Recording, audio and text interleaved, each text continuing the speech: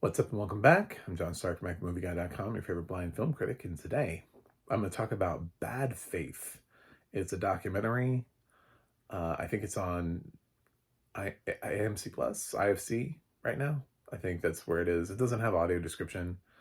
Um, I watched it anyway because I was interested in it. Sometimes with documentaries, because of the talking heads thing that so many documentaries embrace, it's sometimes the easiest thing to watch without audio description.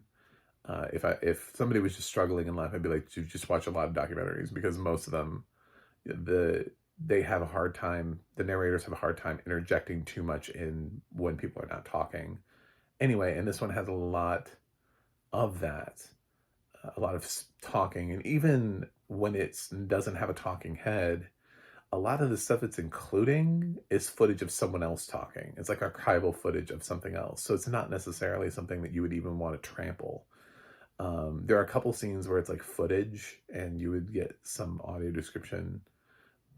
So I'm sure if there is an existing audio description track for this, AMC Plus just doesn't have audio description, that there would be some, but it's just not going to be prolific because there's a lot of talking, a lot of people being interviewed.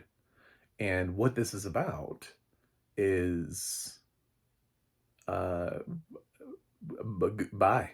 If you're here and you voted for Trump, this is not your documentary. I appreciate you for being here. I don't know.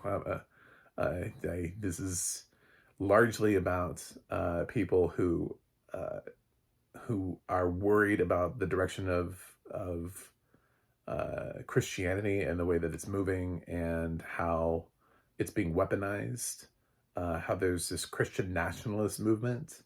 And so it's people who are in the faith speaking as to a place that makes them uncomfortable, and seeing how like the words are being twisted and interpreted. That's why it's called Bad Faith.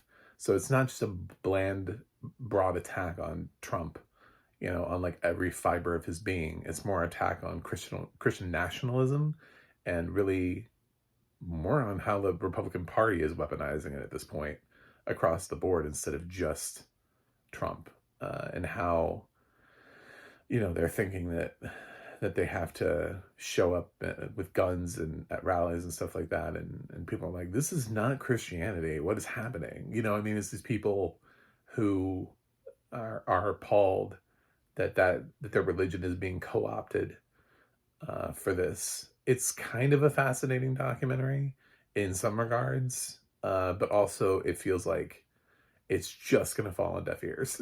Like the kind of people who need to hear this are the ones who think that their crusade is exactly, that Jesus would want them to have that AK.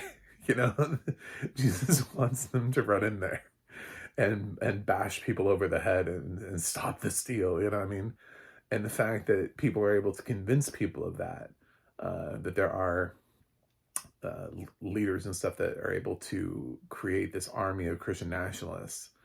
That's what this film is about, and how it's concerning other Christians. It's not really like a political hit job necessarily, because for the most part, a lot of the people who they're interviewing just feel like that they're regular people. Some of them were Republicans and Christians, and then they just are really uncomfortable with the direction that they're seeing their party take, and it's stuff that I've heard before in the news from other pastors who are like, we shouldn't be endorsing political candidates, we shouldn't be doing this and this, showing up at rallies and stuff like that, and trying to. So I think somebody just saw the fact that this was already sort of happening. I'd already heard people on the news casually talking about this, and read, little incidental stories here and there about people who were struggling with their faith because of where it was being taken. People who were having to leave churches because their churches were telling them to grab guns and go fight for Trump. And they're like, I read the Bible and this is not in there. This is not in the Bible. So, and the whole thing about false prophet and stuff like that. So it's an interesting look. I think probably in this year, I don't think it's going to gain traction. I liked it, but this is a tough year to get in. This isn't even the only political documentary about Trump this year. So I don't know how this gets traction. I don't know how this gets enough speed to build momentum, to get the kind of awards campaign, to be seen, to get nominated. I liked it, but even with that, I'm thinking about the other documentaries I've seen this year, and I'm like, if I had 5 slots, I don't know that I would put this in the 5, because I feel like even though it's talking about something that is important, it does feel like at this point we'd just be highlighting one more anti-Trump documentary, which in November, honestly, I'm fucking exhausted. So it's, I'm sort of like the opposite of something like Film Threat. You can clearly read where they're going politically, and you can clearly tell where I am politically. It's just, I don't post other things like incidental stories that they do about actors coming out against Trump. Like that's like they obviously have thoughts.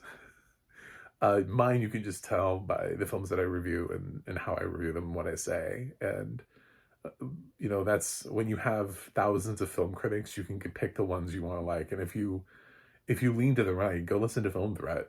They actually know what they're talking about with movies. They just happen to lean the other direction than me. But for this, even with this, I didn't give Stopping the Steal an A. I didn't just throw it an A. And this one is, I feel like this is just one more thing where I feel like I've been here before. And I don't know that I necessarily, I don't know that this necessarily wowed me. It's hard because anytime that you find people who are willing to speak out against Trump, it just comes across as being a political hit job. And I'm not accusing this of this, but it's really hard. You almost needed, instead of just having a whole bunch of like concerned citizens or just people, it really needed to be like pastor after pastor after pastor after pastor. It needed to be a whole bunch of people who wouldn't normally do a documentary, because I don't think that's really Christian either. But at the same, like, we need to be on film, guys. Not in the Bible, but that's kind of what it needed to be.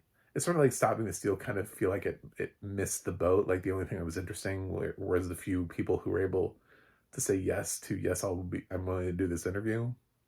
Here it feels like, great, I'm glad that these people have thoughts, but I would have taken out all of the sort of political commentators and then just had it be all of these pastors from all these churches. And then you want to cast a wide net too.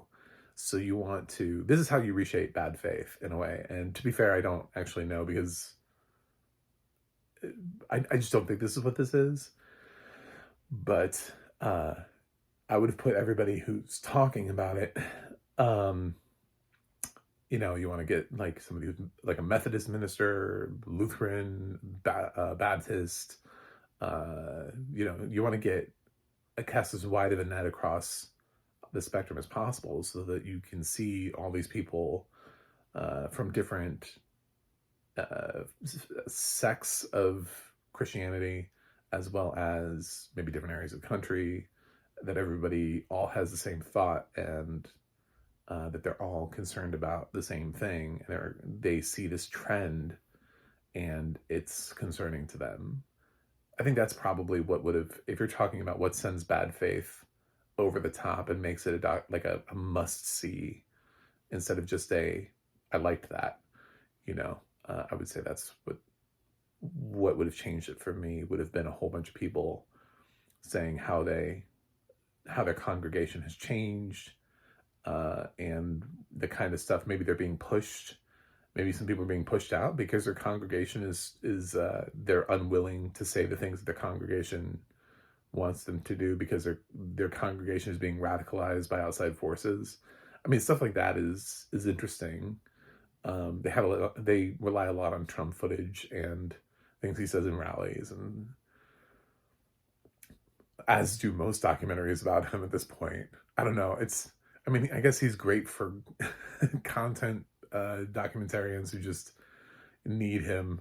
They need footage, and he's got ample footage for them to be able to use for things like this. But at the same time, when you're talking about bad faith, I think you have to stick from the angle that you're talking about and talk about how Christianity has changed and what exactly Christian nationalism is. I'm not sure you need him in this as much as you use him. I'm not sure that it needs to be there. I think if you talk about it from a Christian perspective, almost like a faith-based movie, that's probably where the strength lies. And it's like people know, like we know who he is, and we've all heard him say stuff before. But talk to us like theologians, whichever way, however you say that word, and evolve from there. So I liked it. It's a strong year for docs. It didn't have audio description. I'm going to go ahead and grade it. I'm going to give Bad Faith a B+. I thought it was pretty strong, but at the same time, in terms of political documentaries, I'm not sure it's necessarily saying too much different than what other people have said. It does have a focus. I'll give it that. But we, of course, we have to go to January 6th, and we have to do the riot at the Capitol, I mean, it does kind of hit some familiar beats. So that I'm not entirely sure it needed to, I mean, it's like reminding everybody about 9/11. It's like, yeah, we know. We know that's a thing. It happened. Which, by the way, this documentary does bring up 9/11 as well. So give me something I don't know, give me something I'm not aware of, and scare me with that. And I think that'll be what takes Bad Faith to the next level. Anyway, thank you for watching. Thanks for subscribing, and I'll see you guys on the other side.